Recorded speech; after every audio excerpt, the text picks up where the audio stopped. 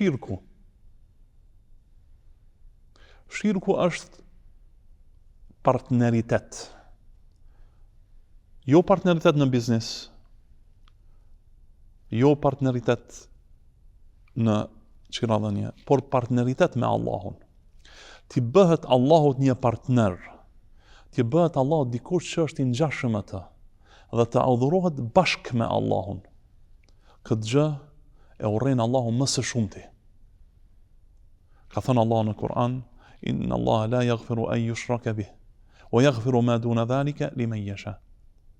Vërtet Allahu nuk fal, po të bëhet shirk në të. E fal gjërat të tjera kujt të doj subhanahu wa taala. Pra shirkun Allahu nuk e fal asesi.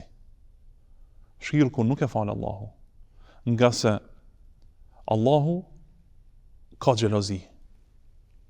E prej xhelozisë së tij, xhelozia më e madhe është që dikush të adhuroj bashkë me Allahun dikë tjetër.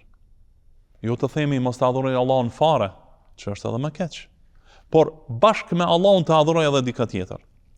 Ti lutet Allahut dhe ti lutet dikujt tjetër.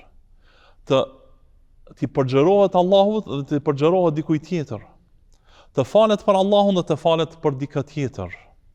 Të merr si ndërmjetësues mes tij dhe Allahut dikë tjetër, këtë gjë nuk e don Allahu. Dhe kjo gjë është rreziku më i madh. La in ashrakta la yahbatanna amaluk.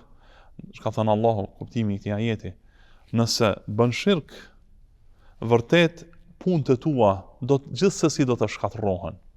Punët, çfarë do punët që ke bërë? Je fal, ke agjëru, ke shku në haxh. Mirë po, i ke bërë shirk Allahut. Ke bërë gjëra që janë shirk ndaj Allahut. Nëse ke bërë këtë punë, gjitha punët tua do të shkatërrohen. Prandaj ke kujdes nga shirku, nga se inna shirka la dhulmun adhim. Vërtet shirku është zullum pa drejtësi e madhe.